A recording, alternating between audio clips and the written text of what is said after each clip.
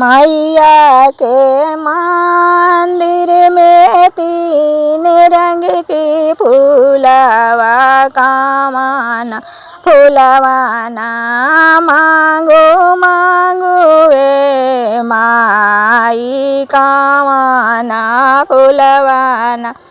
मैया के मंदिर में तीन रंग के फूलवा कामना फूलवाना मांगो मांगो ए मैया कामना फूलवाना मांगो मांगो ए मैया कामना फूलवाना।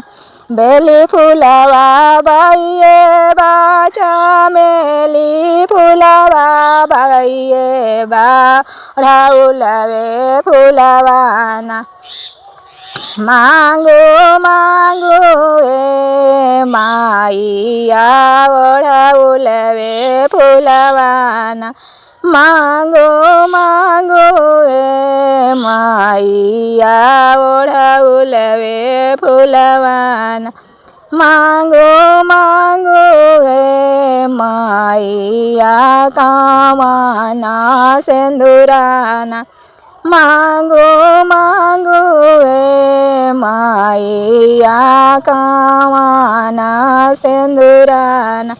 ललका सिंदूरा ये बा पियर का सिंदूरा ये बाबा खरवे सिंदूराना मांगो मांगो ए मैया भाखरवे सिंदूराना मांगो मांगो ए मैया भाखरवे सिंदूराना मांगो मांगो ए मैया कामना चुंदरीना मांगो मांगो ए मैया कामना चुंदरी।